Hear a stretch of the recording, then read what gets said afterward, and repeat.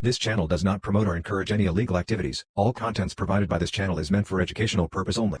It's 2024 right now, and you want to start your NEMT business, and you have a personal vehicle. Guess what? I'm gonna share with you how you can turn that personal vehicle into a personal vehicle into your business vehicle. We're gonna get into this video right now, show you, share some information with you. What up, though? So I've been pondering this question, for a minute now. So now that we breaking into the new year, which is 2024, what would be the best way to get into this industry and help alleviate some of the, the cost pains that we come into when it comes to, breaking into this industry.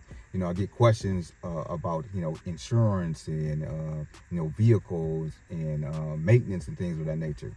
So this could be just a guide or just some information to help you break that ground about getting into this industry.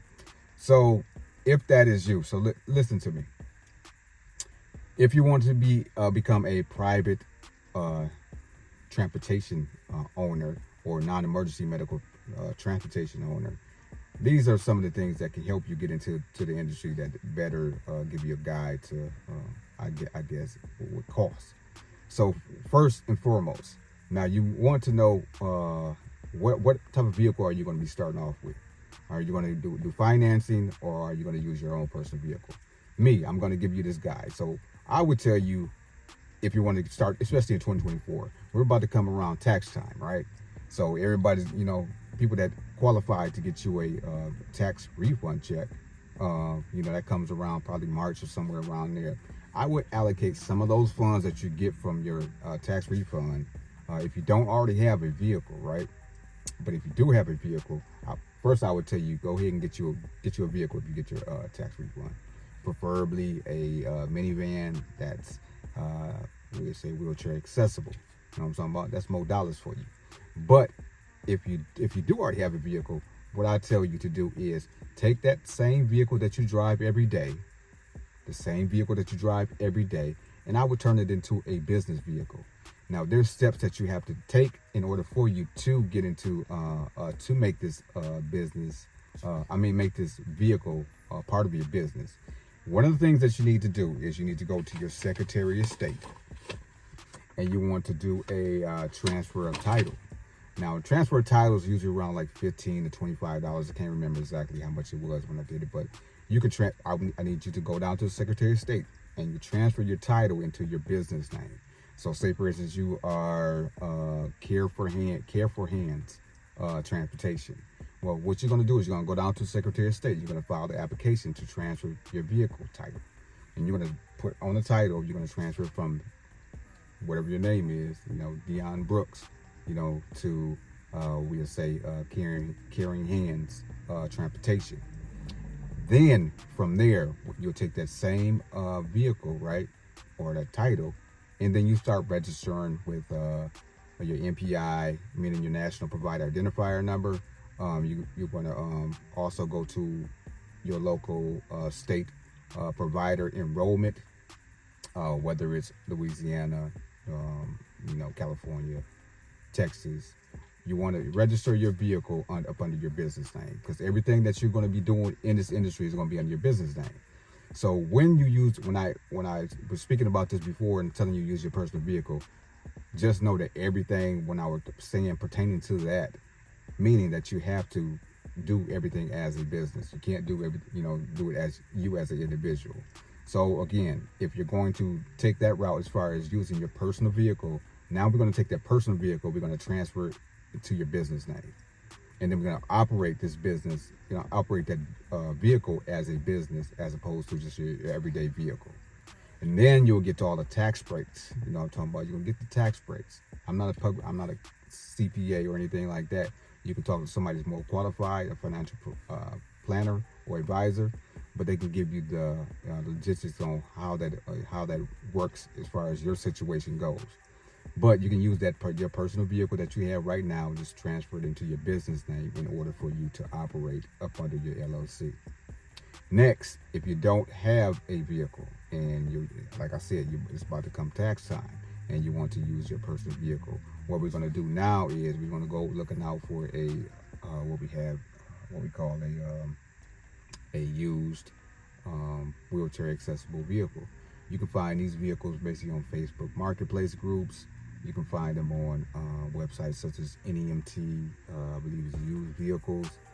You may find them on Craigslist as well. But what you want to do is you want to find you a nice used vehicle within the age parameter. Because if you're going to work with a broker, that's one thing that I have to discuss. If you're going to be working with a broker, brokers require you to have a vehicle that's 10 years or 10 years old or less.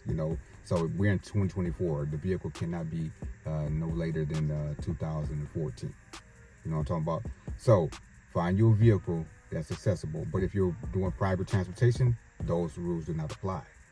So it all depends on how you're going to structure your business. You're going to be working with brokers and Medicaid, and if you're in the broker state, then you have to get a vehicle that's, like I said, 2014 or newer. But if not, you know what I'm saying, you can, get your vehicle that's different age. So next thing I want to talk about is, using that tax refund check as well. To get your vehicle insurance. Now you're going to need commercial auto insurance as well as general liability insurance, and this can be a little bit costly. So if you're having a hard time finding you some insurance, you can Google insurance brokers in whatever state you're in: Texas, Illinois, Ohio, Michigan, Nevada, West Virginia, South Carolina, Louisiana. It doesn't matter. Find you a reputable insurance broker that can give you the best rates for your policy. You know what I'm saying? You need a policy that's going to be financially suitable for you and your needs. And if you can't find that, most companies such as Progressive, they're out of Michigan now. They don't no longer service Michigan, but they pretty much service like 38 of the other states. So all the states that I just mentioned, Progressive auto insurance are kind of expensive, but you also can go with Pathway auto insurance. State Farm, I believe, does it as well, only in selective states. So there's certain, insurance companies that you can go to that gives you, the best rates that, that may help you. And you might also want to go to a little bit smaller, insurance companies that deal with commercial insurance, that may also have commercial auto insurance, because some companies just do commercial insurance, meaning it's insuring your building and other things that pertain to commercial businesses. They might not have commercial auto, so always check with that particular insurance company just so you can get the information as far as, do you offer commercial auto insurance. So if you want to get into this industry, we're going to try to get you into a price point with hopefully we can get you in a price point within $6,000 to get into this industry, because it's going to cost you to get your your NEMT application. You want to do your certifications such as PASS certifications, passenger assistance, safety, sensitivity training certification. You want to do CPR certifications. You want to make sure that you compliant with everything that the state requires you to do. Make sure your vehicle is inspected. Get your fingerprints checked. Get your fingerprints so they can do a nationwide background check. So those are the things that you're going to need to do in 2024 to get started. Now there's more extensive things that we need to discuss, but I just wanted to give you an entry as far as what can you do at minimum to get into this, break into this industry. Meaning, if you already have a vehicle, just use your personal vehicle. All you need to do is transfer it.